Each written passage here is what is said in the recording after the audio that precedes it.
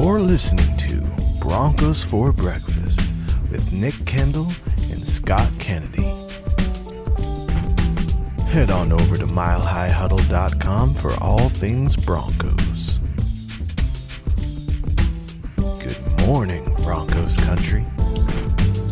And good morning. Do not adjust your sets. This is Broncos for Breakfast. It is just me today, Scott Kennedy, your host.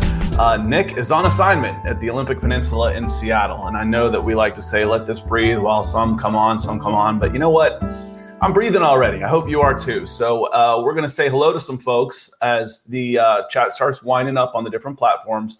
We're on Facebook, we're on YouTube, we're on Twitch, we're on Twitter, which is Periscope, so all kinds of things. And I see people starting to roll in already. So, say hi. I'm going to need your help today. This is a great community that we've had here at Broncos for Breakfast, and we've had a lot of fun doing it. But today, it's just me and you. So we're going to have some fun. Now, a couple of the topics that I want to hit on today as we go through this, quarterbacks, obviously. One of the big questions going into this season is the quarterback position. And not just who's going to play or whatnot, but how the season could play out. Because if we looked at just the last couple of days, Drew Lock's season was almost ended by a freak accident. So we'll talk a little bit about that. We'll go around the horn with Aaron Rodgers. He's been in the news. He will continue to be in the news until he takes a snap for someone, whether it's the Green Bay Packers, Denver Broncos, San Francisco 49ers. You never know. But he's going to continue to be in the news for a long time. Want to talk about the big cap space that the Denver Broncos have. Some potential free agents. Mike Evans did a story on Mile High Huddle talking about two guys to watch for this year. I want to take a look at another guy to look for this year, and then let's take a peek ahead to the class of 22, because George Patton is sitting on a ton of cash, and there's some really intriguing free agents for the next year's class. And if we have time, I want to talk a little bit about instant replay. Go through some thoughts I've had on how it could be improved. We won't spend a lot of time on that. It's way too technical, but just, why was instant replay brought in, and maybe not just across NFL, but other sports, and how is it being used now, and how could it get better? So before we get into this too much, let me take care of a little business here. We're on all kinds of platforms, which I mentioned. So make sure to follow the big account, Huddle Up Pod on Twitter. We're also on Mile High Huddle, and Facebook, Mile High Huddle Pod. And as we always ask, be a supporter on Facebook.com, Mile High Huddle. And I know some of this gets a little confusing sometimes with all of the different ways to find you. But as people are rolling in, us being able to reach you at different platforms, we want to be able to reach you in what is most convenient for you, because we love having you be part of the Mile High Huddle and the Denver Broncos family. What everybody can do, obviously, is subscribe, like, and share. Whatever platform you're on, there's a way to share it with your friends. That's the whole idea of social media, is to be social. So make sure you're smashing those like buttons, you're hitting those share buttons, work the algorithms. I say that all the time to people when you've got your own little network. Take it to your advantage. Make sure that everybody is contributing with a subscribe, like, and share. So, and then my channel, I'll throw this in here real quick. We are going to do, I know Jeremy is in here. I think Mohammed is in here too. They joined us last week, but we're going to do another show tomorrow for Euros for lunch. We're going to do it at noon Eastern. So I want to make sure that you're subscribing to my channel. And I posted that in there right there. It's an auto link. If you're on a desktop, it'll ask you if you want to subscribe. And I know a lot of y'all who are in here have already subscribed, and I certainly appreciate that. But get a friend too. I'm at 820 followers on my YouTube channel. I need 1,000, so 180 before football season is what I'm looking for. But let's roll in here and say hi to some people. Max is in here already. Appreciate it. Says I forgot that Nick isn't here yet. Shout out to Scott for holding it down by myself. It's not by myself though. I need you guys. I'm telling you. So. I'll try and make sure I'm going through the chats and saying and hitting some of the questions.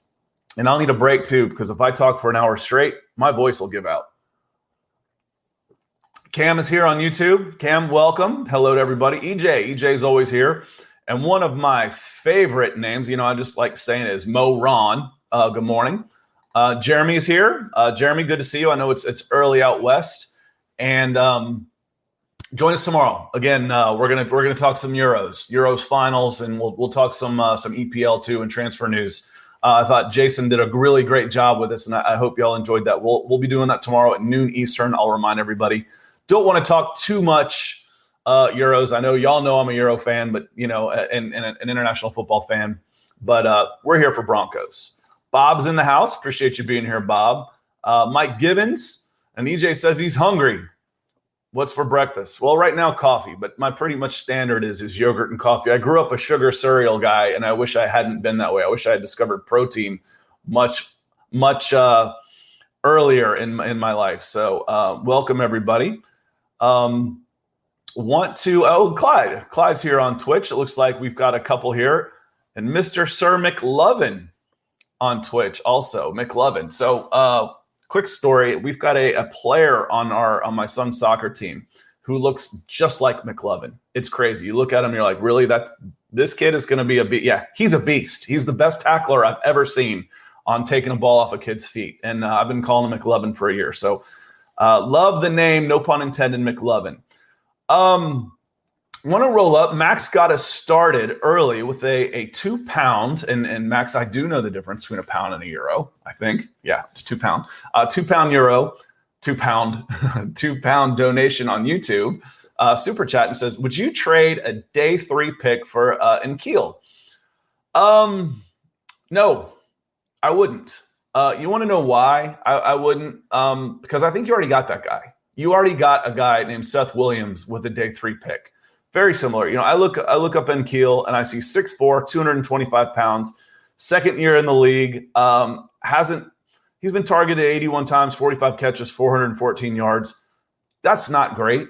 Maybe he can do better as a in his third year. That used to be we've talked a lot about development and breakout seasons, and year 3 used to be the year for wide receivers. I think it's sooner than that now, just because the kids coming out of college have been playing in 7-on-7s and playing football year round, especially in passing leagues, since they're in middle school. So I think the clock is a little shorter on those guys on when you can expect them to develop. So would I trade a day 3 pick for N'Keal? No, I wouldn't. I wouldn't do it. But I'd be happy to hear your thoughts on that one, and certainly appreciate the pound. And also, let me know who your because I've forgotten, and I asked this before, because when I see power, I think Leicester City. If you're donating in pounds, you've got a team. Who's your international football team? Who's your football team? So appreciate you being here. Now, getting back to. Let me see how I can. Sorry, we're going to have some technical difficulties here. Getting back to, I'm going to bring up the banner for Broncos for Breakfast, just so you know you're here, even though it's just me and you've just got a background. So let me bring up that banner real quick. One of the things I wanted to talk about was a quarterbacks. That's kind of where I want to start it. And I know we talk about this a lot. And Nick and I go back and forth a lot on this as well. But as I've said from the beginning, this quarterback competition isn't going to end all season for the most part. The only way that there's 2 ways this quarterback competition ends. One, badly. Somebody gets hurt, which nobody wants to see. Or 2, someone takes the job and runs with it. Now, do we think that guy could be Teddy Bridgewater? Probably not. Teddy is the only thing that Teddy does that's impressive is win. So if Teddy comes in and reels off and he wins the starting position, and he wins off 4, 5, 6 wins in a row, but it's a tough opening schedule, then you're not going to make a change. Otherwise, if someone comes in and throws, 3-1, 4-1 touchdown ratio over the course of the first 3 games, and you're looking at 9 touchdowns, 3 interceptions, you're probably not going to make a change either. That guy's probably not going to be Teddy Bridgewater. Could it be Drew Lock? Maybe. Could be that guy. I know that's something that that folks are hoping for, but it can turn so quickly. And that's what's scary about it. I mean, absolutely nothing to do with football. Nothing to do with football at all. And Drew Lock gets a lug nut about this big that comes through and comes and hits his windshield. And thank goodness that the technology in today's cars makes that as strong as it is, because that could be lethal. Literally, it could be lethal. I remember before I met her, my wife had one of those, what are tearaway tires called for that you see all the time that trucks use? They get rewrapped. One of those on a semi came off and hit her windshield and tore the whole windshield off of her. So it could have been so much worse. So I'm certainly thankful that he's okay. But it's just a reminder that of all the hemming and hawing that we do about this quarterback position, how quickly it can change on a whim, on just something, on a fluke that can happen. So the fact that we're discussing that there are two quarterbacks who are capable of steering the Broncos is a good thing. The phrase that I think we use just about every time, and I've stolen it from Retread, US Dave. Thank you very much. Retread was the word I was looking for. A retread came off of one of those semi tires and came off and just wiped out my wife's car when I think she was on her way back to college. So dangerous how that stuff can be. I was watching the pod last night and Chad was talking about, Chad and Zach were talking about how, we've learned not to follow certain types of vehicles. One of those was logging trucks. I used to ride a motorcycle and would ride down to Eufaula, Alabama, where my parents were living at the time. And they had all kinds of logging trucks go. And on a motorcycle behind a logging truck, it feels like you're getting hit by, if you're in short sleeves, it feels like you're getting stung by bees the whole time. So you give them plenty of distance because even if you don't see it, there's plenty of stuff coming off of there.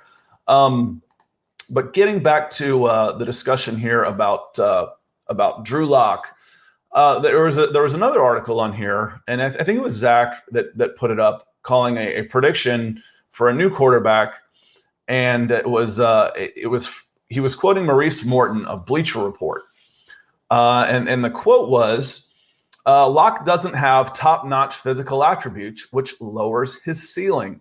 On top of that, he's a turnover-prone passer, a fault that may lead him to the bench and open the door for Bridgewater at some point in the upcoming season. If Lock struggles, new general manager George Patton will likely for a new answer at the quarterback position next offseason." Couple of things in there. Lock doesn't have top-notch physical attributes. What? I think which lowers his ceiling. When we talk about Drew Lock, what's the one reason Broncos fans want Drew Lock to be the starter? Because his ceiling is higher, because he's big, he's got decent mobility, and he's got a big-time arm. So I'm not worried about his ceiling. The second part of that is, he's a turnover-prone passer. That's a problem. If you're 1-to-1 on turnovers to touchdowns, that's going to be a problem. You've got to be, with this defense, I think you can go as low as 2-to-1. And if you're approaching 3-to-1, see, I've screwed that up 3 times, Jeremy. I thought I was getting it right this time. It's Peyton.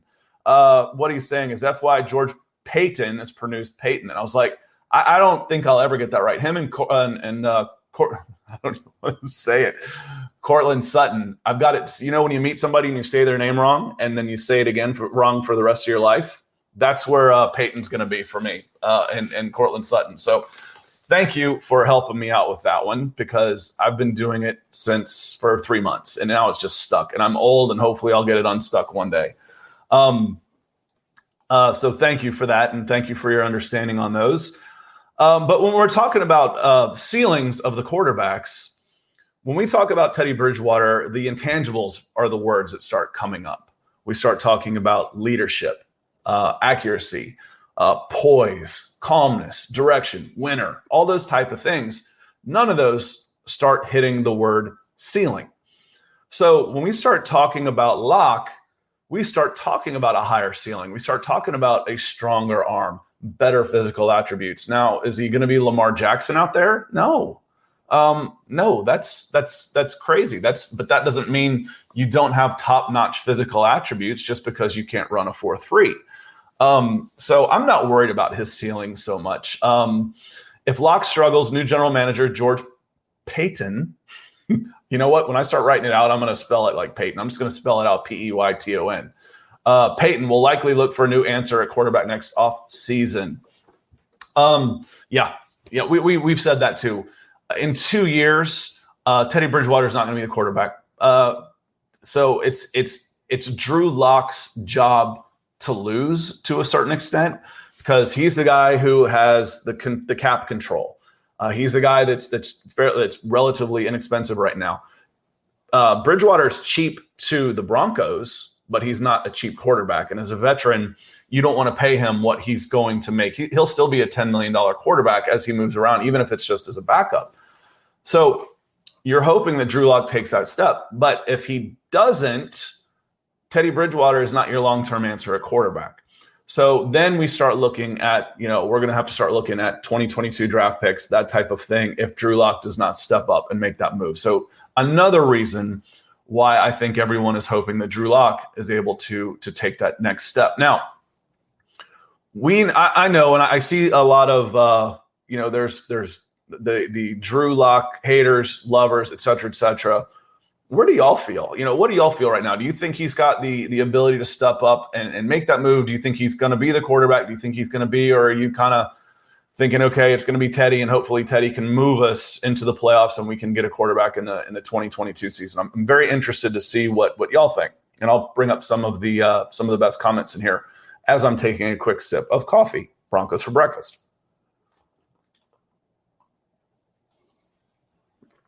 As those are coming in, I want to go in and start talking a little bit about Aaron Rodgers. Andrew Brandt, former, and again, this is on the Mile High Huddle website, milehighhuddle.com, which hopefully you are all there. Appreciate you being here, but keep up with things too all day on milehighhuddle.com. Andrew Brandt, there's an article on there that I think Chad put together. It's either Chad or Zach, former VP. It was Zach. Has Andrew Brandt talking about Aaron Rodgers not being traded at all this year, but waiting until 2022.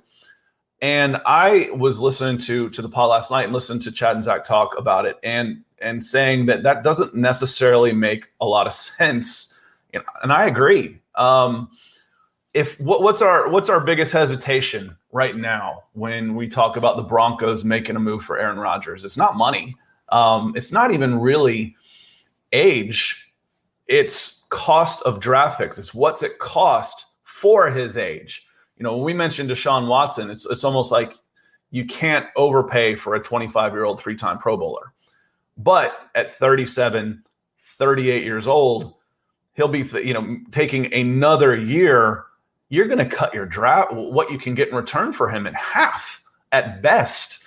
So I think that number of having him come in, if you're going to move Aaron Rodgers, now it could be just a big measuring contest, an ego thing. It's like, well, he wants out. We're going to show who's really in charge here. That's a big gamble. That's a big gamble from the front office. So I'd be curious to see what kind of offers have come in, because they're entertaining offers for sure. What's it going to cost? 2 first-rounders? Yeah, I think that's a starting point. Anything more than that, and you're starting to hedge a little bit. So Andrew Brandt saying 2022. If it's 2022, you're going to get him for half price. It's going to be, at this point, sorry to say it, but a good analogy for Aaron Rodgers is a used car. You lose as soon as you drive off the lot, you drop 25% of your value as soon as the car leaves the lot. 3 years later, the car's half price. It's a tough market. It's a little bit tougher market right now, but if you look at luxury cars, type of cars, anything but a Jeep, there's got to be some Jeep drivers out here. Those things hold their market value like Harley Davidsons. But if you look at a luxury car at $80,000, 3 years later, you're getting it for 40.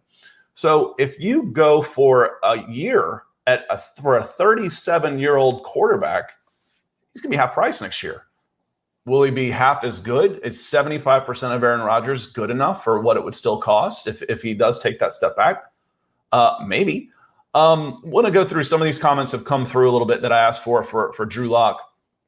And we've also had some new people come in. Mr. Sir, or Mercier, I'm not sure how you want to say it. He's Mr. Sir McLovin to me. I'm a locked outer, but one thing he has the physical tools, but that's it. And that's a big part of it. That's one of the things that makes, I've said the two hardest positions to really scout coming through doing this for years and years are quarterbacks, and one, because there's the position relies so much on things you can't measure. If I see a guy who's big, fast, strong, and tough, he's got a motor, he's going to be a good football player. I can find a spot for that guy. But I can watch a quarterback who's tall, great arm, good feet, has all the physical tools, but might not be a great quarterback. He's a good thrower, but thrower and quarterback are two different things. And Jeremy says, I really like Drew, but it's time to put up or shut up. It is, but he's still relatively young. I think, what do we say? He's got about 18 starts in the league. When we went back to breakout players, I was like, I'll make the case for Drew Lock. His numbers for his first 18 starts were very similar to Josh Allen's, and then Josh Allen took the next step. Can Drew Lock take that next step? That's the thing. If you had those great numbers and all those stuff in college, but Drew Lock's kind of always been this way, and that's what scares you a little bit, where he's a little loosey-goosey with the ball. And I felt that way about Jay Cutler forever. The phrase that y'all have heard me use with Jay Cutler is he's the dumbest smart guy I ever watched play, because he made so many bad decisions, but he's obviously smart. You don't go to Vanderbilt without having a good head on your shoulders. So I think that's the worry with. There's not a great track record there for Drew Lock. Mo Ron. Don't know about Lock. The NFL isn't a place where you hone your decision-making skills. And that's part of it. But there are things you can do to make it easier for him. And as he gets more comfortable, as he gets more reps, the game slows down as these guys get better. So I think that's what you're hoping for.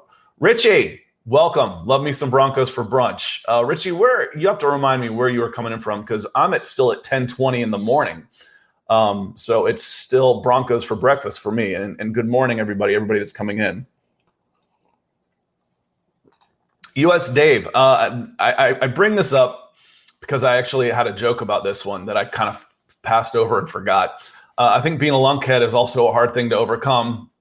Is it because the game hasn't slowed for him, or will he ever be able to prospect at a respectable level? Lunkhead's harsh. That's harsh. But why I'm bringing that up, and because I like the lunkhead, is because does Drew Lock now get the nickname Lugnut? You don't want that for him. I was like, Bolt. Bolt would be so much cooler. The nickname Bolt. Yes, Drew Bolt Lock or Lock Bolt or something, but not Lugnut. You almost wish he'd gotten his windshield had gotten smashed by a bolt instead of a Lugnut. So we can say this with a laugh now because he was okay. Thank goodness he was okay. Let me see. Let me go through here a little bit. And Corey says, with regards to Teddy versus Drew, Carolina was great on time of possession last season. If we assume Teddy and Drew have similar points per game, wouldn't getting time of possession be better for resting the D? That's a good question. So the time of possession can be a misleading stat, but there's also, if you're playing it the right way. So when we talk about Kansas City, their time of possession is low because they're a quick strike offense, and they score a lot. Their time of possession is low. That can work against a team also. This should absolutely be a time of possession team. This isn't typically going to be a huge play offense until the quarterback position steps up. But with this defense, with the two great running backs, with the big receivers, you've got the tight end, you've got everything set up to be a time of possession, grounded out, 6 yards a time, 3 yards in a cloud of rubber pellets. I used to, that was another joke that I've come up with because of all the plastic turf out there. It used to be cloud of dust down here in the South. That you can grind out games now and maybe get a quick 3 and out and wear down that defense. So, Corey, I think that's a good comment. I absolutely agree that the time of possession here should be a factor that is beneficial to the Denver Broncos.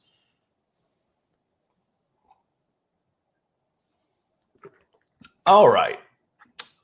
So, Clayton, I want to say welcome here. So he come in also. So welcome to the show.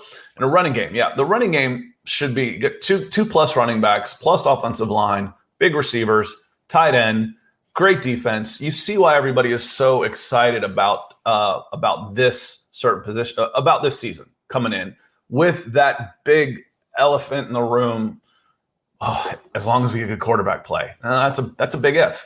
That's a big if. If you're right tackle, you can protect other positions. You can sort of predict a quarterback. If I got a problem at right tackle, I can chip a running back over there. I can keep a tight end on that side. I can help hide different positions. Quarterback's a tough one. Quarterback's definitely a tough one. Now, the Aaron Rodgers, we talked a little bit about Drew Lock. I wanted to hit on that Maurice Moton and Bleacher Report high ceiling comment, because that one didn't make a whole lot of sense to me, but everything else did on that. Because we've said before, if Drew Lock doesn't outright win this quarterback position, then there's going to be a new quarterback in at the latest 2023. Maybe you go with Teddy Bridgewater for a season and a half, 2 seasons, but at the latest 2023, there will be a new quarterback with the Denver Broncos. I agree. And you were hoping it would be sooner rather than later, because you don't want to go 2 seasons with negative quarterback play. On Aaron Rodgers on here, we started talking a little bit about him, about Andrew Brandt's comments on him being moved in 2022 instead of 2021, and that didn't necessarily make any sense. And Jake Plummer, Jake Plummer was in the news talking a little bit about Aaron Rodgers, and he says, I think it's only appropriate that a guy who's one of the greatest to ever play the game, make it work. Make it work for yourself. Make it the right fit. However that is, make it happen, because I sorely would miss him slinging the ball around. He's fun to play. So I think the comment out there, the headline quote was, make it work, make it happen. But what he's saying, and I'm assuming what he's saying is that he's got to find a way to play, not necessarily make it work for the Broncos to make himself get out of there, but he's got to find a way to make it work for him to make sure he plays. And I agree with Jake Plummer on that one. That I just can't see a scenario where Aaron Rodgers is going to sit out now. If he is, he might as well retire. He's not going to retire. When you're 37 years old, you don't have a window of, well, I'm just going to sit out this year. That just doesn't make sense. So something's going to happen. Aaron Rodgers is going to play. It'd be really interesting. It's going to be interesting no matter what. Because the storyline around Aaron Rodgers, if he's still in Green Bay, the spotlight's going to be on him more intensely than it has ever been. If he comes to Denver, it's going to be, Aaron Rodgers, the Aaron Rodgers show with the Denver Broncos, similar to the way it was with Tom Brady and the Tampa Bay Buccaneers. Now, as Broncos fans, you're hoping that you have a similar type of ending there with a Super Bowl win. Shannon Sharp kind of said, kind of felt the way we do, and I'm gonna share my screen on here. Let me bring this up real quick. Except now it's running an ad that I wasn't expecting. I even had it queued up. So let me bring this up here real quick. This is why we love having producers. So I'm going to share my screen. Share screen over here. And let me see if I can make that a little bigger. There we go. Now he's talking a little bit about, what would Aaron Rodgers to the Broncos mean? And I can't help but wonder what was just said to the co-host over here, because the look on her face as Shannon starts talking is priceless to me. That's what I notice is, what did they just say? Because Shannon and Skip are very capable of saying really stupid things. So that was the what did they just say comment. But let me play this for you. Make sure you can hear this, okay? Absolutely. Kansas City, Baltimore, Tennessee, all would be put on notice. There's no question about it. Their defense will be sensational. And you look at that young talent that they have. If you put Aaron Rodgers in there with Noah Fant at tight end, Jerry Jeudy, Tim Patrick, they have Cortland Sutton, KJ Hamler. They have pieces that can contend. There's no question in my mind. And Von Miller is back and healthy with Bradley Chubb and Pat Surtain and Kareem Jackson and Justin Simmons. Yes, absolutely. Whomever you deem is top in the AFC would be put on notice if Aaron Rodgers donned the blue and orange. There's no question in my mind, Skip. All right. Anybody disagree with that? I don't disagree with that. If he just mentioned all the folks that we've been talking about, and it's nice. mean, Shannon Sharpe is national media, but a phrase I like to use is he might be biased as a former Bronco. Doesn't mean he's wrong. Everybody's biased. Bias is what makes up who we are. My bias, I like big receivers. That doesn't mean every big receiver is going to be. I'm biased. They're good because I'm biased. They're good because, well, that's what has helped make me biased. He might be biased. It doesn't make him wrong. He just ran through the names. You saw him as he was running through those names on defense. He started kind of edging up, puffing up a little bit more and a little bit more. He's excited about this team. I think football fans, neutrals, should be excited about this team. The fact that Von Miller and Bradley Chubb have played so little together is astounding. Getting them healthy and on the same field. We've talked about, what position are you most excited to watch? For me, it's those two guys, the edge rushers. So that's what I absolutely, he's echoed a lot of what we have been saying internally here with, local media. And while when I mean local to the team, not necessarily local, in Denver. Obviously I'm not in Denver. But talking specifically about the Denver Broncos, we might be biased. Doesn't make us wrong. It doesn't make us wrong. This is a team that is built to contend, assuming they get the quarterback play. And if you bring in Aaron Rodgers, you've got the quarterback play. That question's answered. And it's not just answered, it's answered emphatically. So Jake has a comment in here. Jake, welcome. That's a new comment. So I wanted to say welcome at the same time. So I think the offensive coordinator should be on the hot seat as well. Watching the game, I knew the plays, pass, run, pass, knew the plays at home. And Jake, that can be a limit of your personnel. I like to give a little bit of benefit of the doubt, and find out why, why were the plays predictable? Were you afraid to throw the ball downfield? Were you afraid to run bootlegs? Were you afraid to run play action? And have that question answered. Once you start seeing a pattern with different personnel and all these kind of stuff, you're like, okay, this guy sucks, which I've said before. But I'm willing to give a 1 year benefit of the doubt based on the personnel because, sometimes you're limited by what the players you have can do. All right. I'm going to move on just a little bit, like I said I would. Again, this is Broncos for Breakfast. This is I'm Scott Kennedy. Those of you in here, we've got a bunch in here, and I don't know how many new people we have, but I was a director of scouting at Scout for a long time. I grew up in Atlanta. I grew up an Atlanta sports fan, and as an Atlanta sports fan, I had to branch out to watch other teams because my teams were usually done within the first 4 weeks of the season. So I have always enjoyed the general manager aspect of building a team, the draft, the free agency, and all that type of stuff. And it helped shape my career, honestly. It helped shape my career to get into scouting and projecting and analyzing. So I've worked with Chad Jensen for 10 years. I helped sign him at when we were at Scout. I helped sign him when we were at Sports Illustrated. And we've continued to work together, and we will continue to work together for a long time because Chad's good people. Now, free agency. Let's talk a little bit about free agency. Mike Evans had a comment, had a story about this big free agency money here. I think there's $28 million that the Broncos are going into the season under the cap. That is a significant amount of money. Now, he mentioned he levied that by saying, he hedged it by saying, now this could be reserved for Aaron Rodgers because the Broncos are the only teams that could bring on Aaron Rodgers and stay fairly cap neutral, which is true.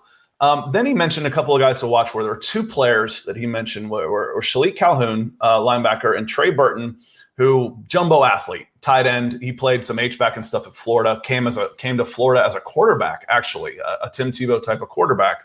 But just a spectacular athlete and has made his way. So he's thinking that outside linebacker and tight end are places that could use some shoring up. I'm hoping, and I'm thinking that you probably are too, that the tight end position's fairly well set. Alberto coming off a knee injury should be the number 2 guy. Do you need a number 3 guy? Yeah, but that's not where I'm looking to spend $28 million. So there's there is the movie. Tom Hardy is one of my favorite actors, and Inception, when they're getting into a fight, and guy brings out a machine gun and he starts whipping out like a grenade launcher, and the phrase was, you mustn't be afraid to dream a little bigger, darling. Always sticks in my mind for occasions like this. So when Mike is talking about free agents and $28 million, I'm not looking at Shalik Calhoun and Trey Burton. Why not? Let's look at the stars. Why not Justin Houston? Everything that I read out there says Ravens, and I don't think he's signed yet. He's still out there. But why not Justin Houston? Tail end of his career, made $9 million in 2020, and then had 8 sacks last year. That's affordable. That is a terrific piece of insurance for Von Miller and or Bradley Chubb staying healthy. And now you got a 3-man rotation with guys out there that can flat out get after the quarterback.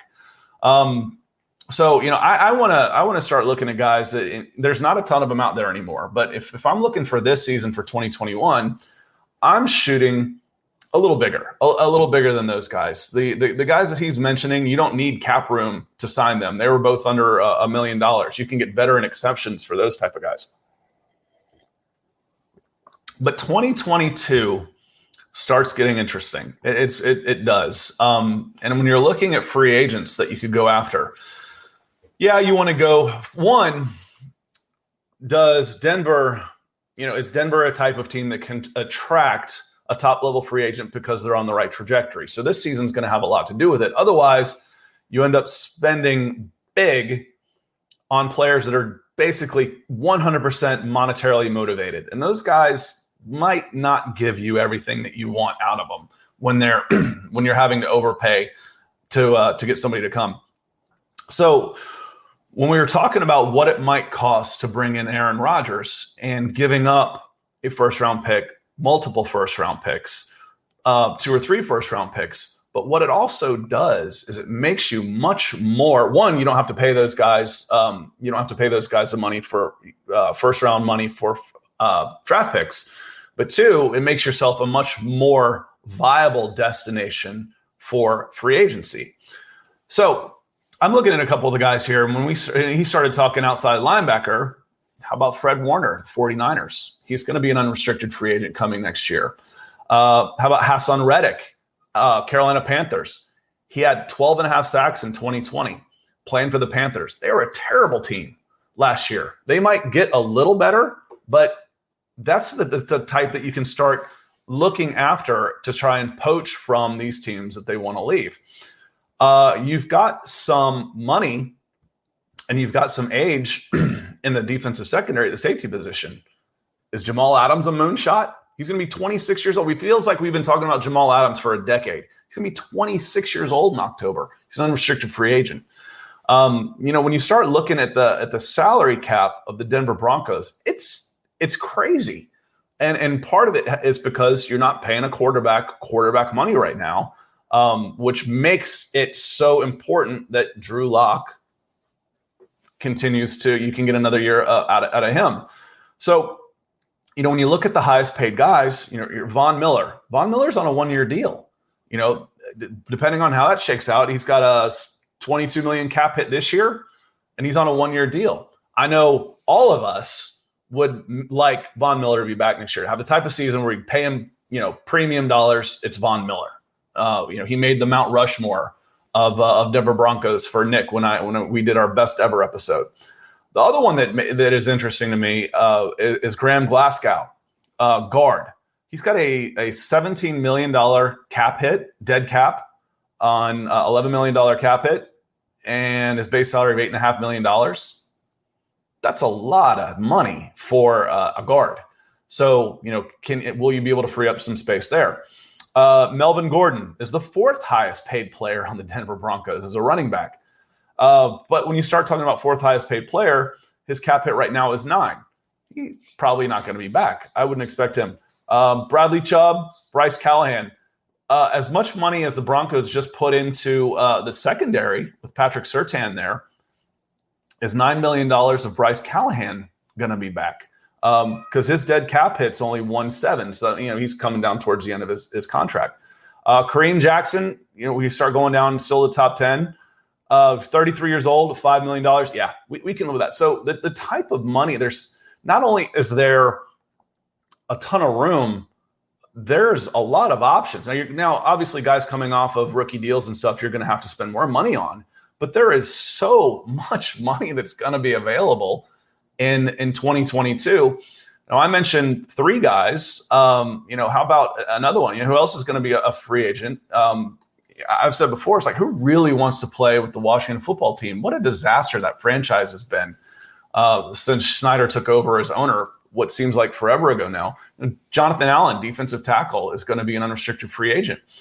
You can never have enough defensive linemen, and he's going to be a premium guy coming out. 3-time Pro Bowler Taron Adams, offensive tackle out of New Orleans. So if you can get the quarterback play this year, there's so much riding on the quarterback play this year, because if you're going the right trajectory and you've got all this money and you become a place, not only can you attract these free agents, you can actually attract them. You can New England Patriots, the league. You can attract guys for a discount, because you're going to be a desirable place to go out and play and win. Guys will take a discount, not a huge one, but a discount to go in and play for championships. They absolutely will. We've seen it time and time again. So the class of 2022 this season means it's almost like college football, where there are ramifications to losing in college football. You have a crap season, you don't get rewarded with a higher draft pick. They don't try and make you better. The recruits start turning away from you, so you can start nosediving in a hurry. And this feels like this type of season to me, where the Broncos, if their upward trajectory goes up with all this money that they have with the open cap space, they could attract some premier free agents at a relative discount. So this season is going to be so intriguing for so many reasons. So and that's one that I'm looking for. So Mike, don't be afraid to start dreaming a little bigger when you've got the Denver Broncos and $30 million plus of cap space opening up. But I did enjoy his article. One more thing I wanted to talk about. Now I want to get what y'all think about this. This is something that we've talked about with instant replay, and I'm not gonna spend a lot of time on this, but instant replay was put into the game to overturn the egregious, to overturn the clear and obvious. And I feel like too much of it is going into trying to re-ref the game to the minutia. When you're in college, is probably worse than the NFL, because they review every play. But, when you get a goal line type of stand, you're first and goal at the 3, and you run 3 plays to the goal line, and they review all 3 of them because did he get in or didn't he get in? It just kills the game. But by that same token, I'm not a huge fan of the challenge system either, because it shouldn't be up to the head coach to make sure that the refs are doing their jobs. You missed that call. It didn't get overturned because you didn't want to embarrass your buddy. Now I've lost my challenge, and an even worse call happened later, but now we can't do anything about it. That's wrong. That shouldn't happen either. So what about if there's and the way I've always said it is you should have about 20 to 30 seconds to review a call. That's it. Put a timer on them. If you cannot make a judgment call within 20 or 30 seconds, it's not clear and obvious. Let's play ball. Move on. A replay shouldn't ever take longer than a minute. And for baseball guys, they shouldn't be able to hold up play and review it themselves before they decide to challenge. This guy had to make a split-second call. So do you. And if you can't, it wasn't clear and obvious. So you can see I'm fairly passionate about this. But, I thought one of a system that might work, if you had 3 people, men and women running the a replay booth, and it comes in and says, here's a play that comes in, and you have 3 options. Let's say it was a catch, no catch, keep ruling on the field. And you have 3 people that do it. And basically, to overturn a call, it has to be unanimous. And you've got 30 seconds to do it. I think that'd be a pretty slick system. To have it be like that. Now, some people have said they shouldn't even know what the call is coming in. I don't agree with that, because there's bang, bang plays all over the place where I've watched plays and I'm like, I still can't tell what happened. Well, then stick with the call on the field. So that should absolutely be one of the options. But that's one of the thoughts I have thought out with replay. And how do you guys feel? I don't know how many other sports you watch. How do you guys feel about the replay system in the NFL? Good, bad, or there's some tweaks you'd make? What do you feel? What do you feel about it? And I'm going to start going through some of the comments on here because US Dave has a very good comment when I was talking about salary cap on here. Don't forget the cap room rolls over if we don't use it. That seems like a good play. Yeah, not only that, not only can you create more room based on the contracts that are coming up, but you're going to get to keep some of the cap room if you don't use it. So 2022, it's going to be like playing Monopoly. And hopefully that, and plus the cap should go up. It'll go up for everybody, but the cap room should go up a little bit. And teams like the Atlanta Falcons who have $5 million will just be able to re-sign guys to raises where they still won't be a player in free agency. It should be even better for teams like the Denver Broncos that have some extra room. So yes, Dave, good call on that one. Moron says, ask New Orleans how well instant replay works. And that's the thing, that's what instant replay was supposed to be about. That's not a reviewable call.